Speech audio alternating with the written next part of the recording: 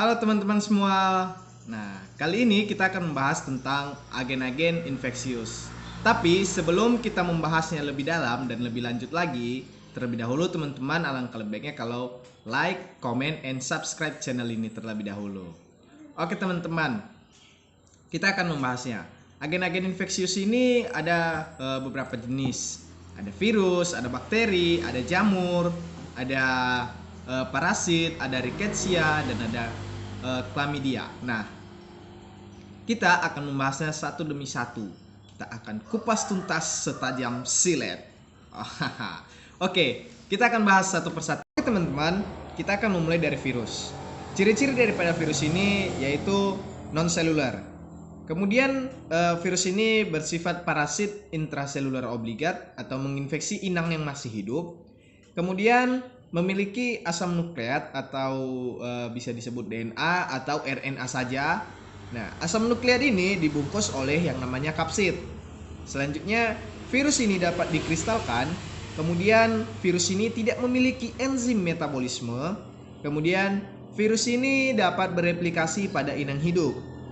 Nah, peranan daripada virus ini sendiri ada dua peranan, yaitu ada peranan positif dan ada juga peranan negatif.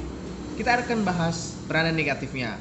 Peranan negatifnya ini dapat menimbulkan penyakit antara lain. Yang pertama ada HIV. Nah, ini dapat menyebabkan penyakit seperti AIDS. Nah, kemudian ada herpes simplex. Ini dapat menyebabkan penyakit herpes.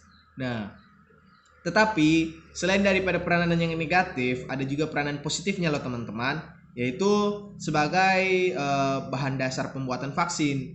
Tapi ini menggunakan virus yang sudah dilemahkan ya, seperti contohnya vaksin polio. Nah, kemudian bisa menjadi digunakan sebagai terapi genetika.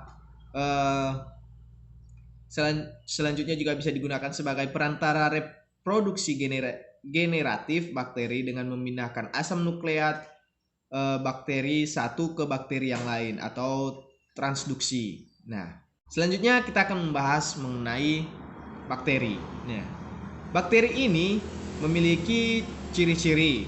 Dia ini organisme multiselular ya. Nah, selanjutnya dia ini prokaryotik atau tidak memiliki membran inti. Kemudian umumnya bakteri ini tidak memiliki klorofil. Kemudian dia ini memiliki ukuran tubuh yang bervariasi. Nah, kemudian dia juga memiliki bentuk tubuh yang beraneka ragam loh teman-teman. Kemudian dia itu juga bersifat bebas atau bersifat parasit. Nah, kalau untuk peranan bakteri hampir sama juga dengan virus tadi.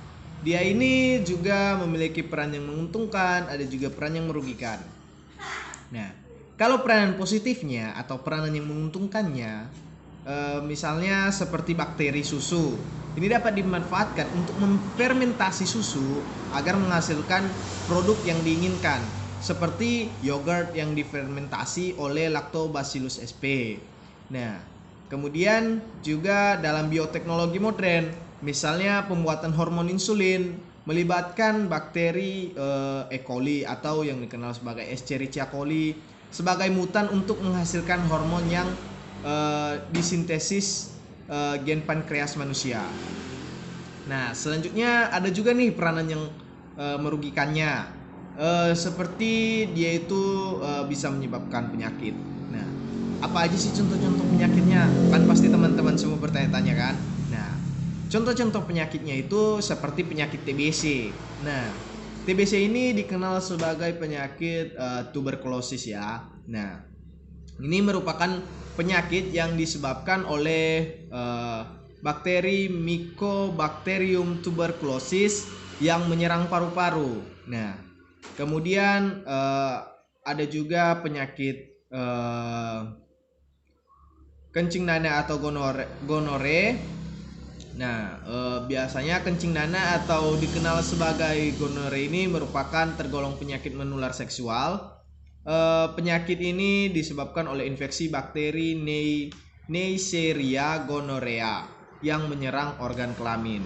Selanjutnya kita akan membahas tentang jamur. Nah, atau yang lebih dikenal dengan kingdom fungi ya, lebih apanya. Nah, kalau ciri-ciri daripada jamur atau fungi ini adalah dia itu adalah organisme eukariotik karena dia ini memiliki membran inti. Nah, kemudian dinding selnya terdiri dari zat kitin, kemudian tidak memiliki klorofil, kemudian bersifat heterotrof, saprofit, parasit dan juga simbiotik. Nah, kemudian tubuhnya ada yang uniselular, ada juga yang multiselular. Nah, selanjutnya reproduksi secara aseksual dan juga secara seksual. Kalau untuk peranan daripada jamur itu sendiri, dia itu juga ada yang menguntungkan, ada juga yang merugikan. Nah, kita akan bahas satu persatu. Kita mulai dari peranan yang menguntungkan dulu ya. Biasanya yang menguntungkan itu kan yang paling dicari gitu ya. Nah, kita mulai dari yang pertama. Ada Saccharomyces cerevisiae atau yang dikenal sebagai ragi roti. Biasanya ini digunakan untuk pembuatan roti dan minuman beralkohol. Kemudian ada tuber magnatum. Biasanya ini digunakan dalam kuliner makanan mewah di Eropa. Nah, kemudian ada Aspergillus oryzae atau ragi kecap. Ini digunakan dalam pembuatan kecap dari keledai. Salah ngomong. Kedelai maksudnya. Jangan serius sekali. Nah, selanjutnya ada Neurospora Cytophilia atau kacang oncom. Ini untuk pembuatan oncom ya. Nah, siapa di sini yang suka makan oncom? Oke, selanjutnya kita akan membahas tentang peranan negatif daripada jamur ini. Nah, kalau peranan negatifnya ada beberapa. Kita akan bahas satu persatu. Kita mulai dari Aspergillus flavus maksudnya flavus. Nah, biasanya ini hidup pada biji-bijian konsumsi, dapat membahayakan hati dan bersifat karsinogenetik atau dapat menyebabkan kanker. Nah, jadi bagi yang suka sakit hati jangan mengkonsumsi jamur ini ya. Nah, selanjutnya kita akan membahas tentang Claviceps purpurea atau jamur ergot. Nah, ini biasanya menyerang bunga dari tanaman cerealia seperti gandum. Bila dikonsumsi menyebabkan penyakit ergotisme yang ditandai dengan halusinasi. Nah, itu dia teman-teman beberapa peranan jamur dalam kehidupan kita. Selanjutnya kita akan membahas tentang parasit. Nah, parasit ini adalah organisme mikroskopik yang hidup bergantung pada organisme spesies lain dengan cara mengambil persediaan nutrisi dari tubuh inang tersebut. Nah, beberapa di antaranya tidak terlalu mempengaruhi inang mereka. Nah, jenis yang lain ini dapat tumbuh dan bereproduksi liar hingga menyerang sistem organ yang membuat inang mereka sakit. Nah, inilah yang disebut dengan infeksi parasit. Nah, kalau teman-teman semua pernah melihat sebuah batang pohon yang besar yang tumbuh subur, tetapi di situ ada sebuah benalu yang kecil. Nah, itu lama kelamaan benalu tadi akan semakin tumbuh subur, tetapi pohon tadi akan sakit. Dia akan tidak bisa tumbuh subur. Dia akan lama-lama kelamaan dia akan mati. Tetapi benalu tadi yang kecil dia akan tumbuh subur, tumbuh besar. Nah, kurang lebih seperti inilah bentuk parasit itu. Seperti itulah contohnya. Nah, selanjutnya kita akan membahas tentang rickettsia. Nah, rickettsia ini adalah infeksi yang disebabkan oleh beberapa spesies bakteri rickettsia. Nah, bakteri ini biasanya dibawa oleh ektoparasit seperti kutu, caplak, kemudian menginfeksi manusia. Nah, selanjutnya kita akan membahas tentang chlamydia. Chlamydia ini adalah penyakit menular seksual yang disebabkan oleh infeksi bakteri. Chlamydia ini yang Chlamydia yang tidak segera diobati dapat meningkatkan risiko kemandulan, terutama pada wanita. Penyakit ini dapat terjadi pada pria maupun wanita. Pada pria, chlamydia ini dapat menyerang saluran dalam penis atau yang disebut dengan uretra. Selanjutnya teman-teman pasti akan bertanya-tanya nih, bagaimana sih itu transmisi daripada agen-agen infeksiusnya? Bagaimana sih mereka bisa masuk ke dalam tubuh kita? Bagaimana sih transmisinya? Bagaimana dan bagaimana? Nah, pasti itu akan menjadi sebuah pertanyaan bagi teman-teman kan? Nah, teman-teman tidak perlu bingung karena kita akan membahasnya sekarang. Nah, untuk transmisi daripada agen-agen infeksius ini ada beberapa cara. Yaitu yang pertama, ada kontak langsung dan juga ada kontak tidak langsung. Nah, kedua ada droplet. Kemudian ada airborne, kemudian ada melalui vehiculum. Nah, biasanya melalui makanan, air dan darah. Kemudian ada juga melalui vektor, biasanya melalui serangga dan hewan pengerat. Nah, kita akan membahas satu demi satu. Kita akan mulai membahas dari kontak transmission. Nah, untuk kontak transmission ini dibagi dua kan, seperti yang saya bilang tadi, ada yang langsung, ada yang juga yang tidak langsung. Nah, untuk yang langsung ini seperti kita berjabat tangan, seperti kita bersentuhan fisik secara langsung, itu yang namanya adalah langsung.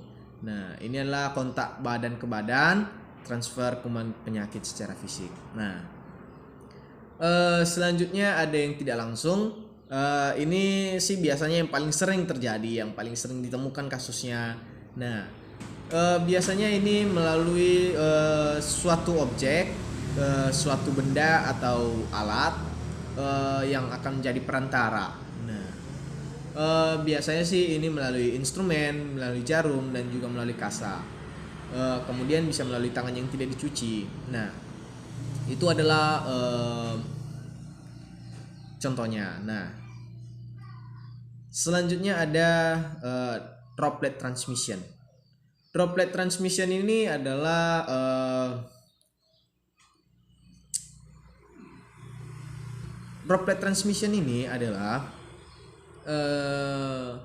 penularan atau penularan suatu virus, bakteri atau lain-lain melalui batuk, bersin dan juga melalui cara bicara. Nah, biasanya jarak sebarnya ini pendek dan tidak bertahan lama di udara.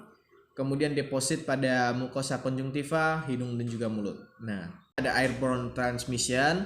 Biasanya ini partikelnya ini berukuran kecil. Kemudian kalau ini airborne transmission ini partikelnya ini bertahan lama di udara, kemudian jarak penyebarannya lebih jauh daripada droplet transmission tadi, kemudian dapat terinhalasi. Nah, selanjutnya adalah melalui makanan atau melalui vehiculum. Nah, vehiculum ini ada melalui makanan, ada melalui darah dan juga ada melalui air.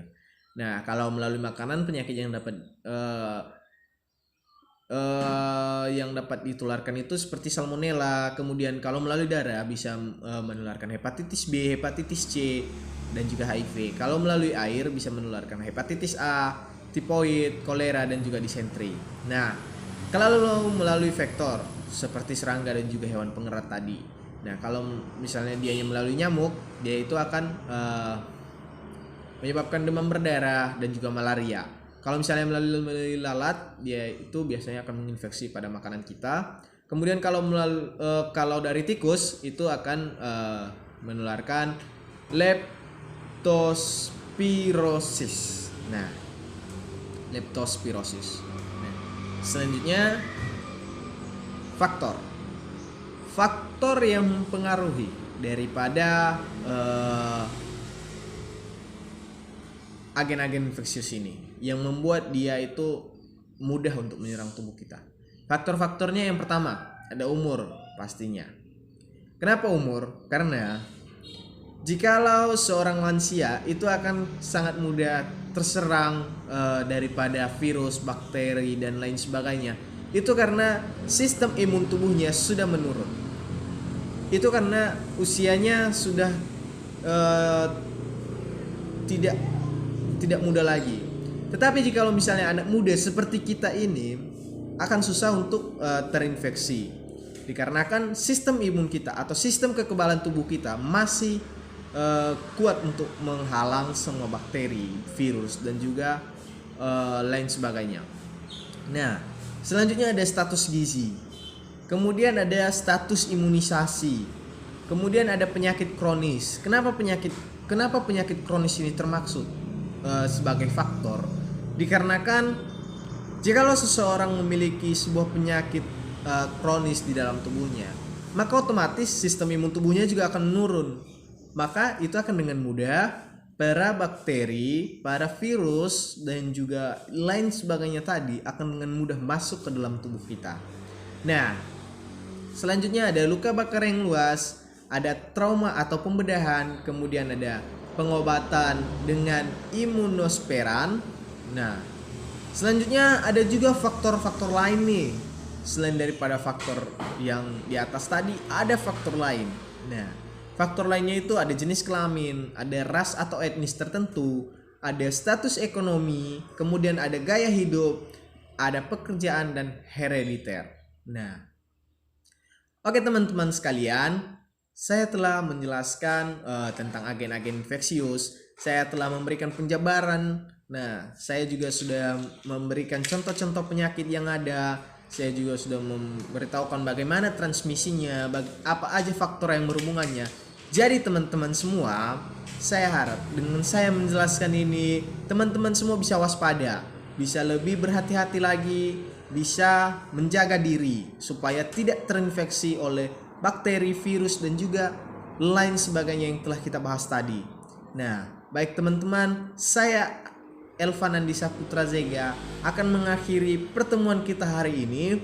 Tapi sebelumnya saya sangat berharap kepada teman-teman untuk nge-like, men-share, men-komen dan juga men-subscribe channel ini supaya teman-teman tidak ketinggalan informasi-informasi yang akan diberikan. Oke teman-teman, sekian dan terima kasih. Sampai jumpa lagi.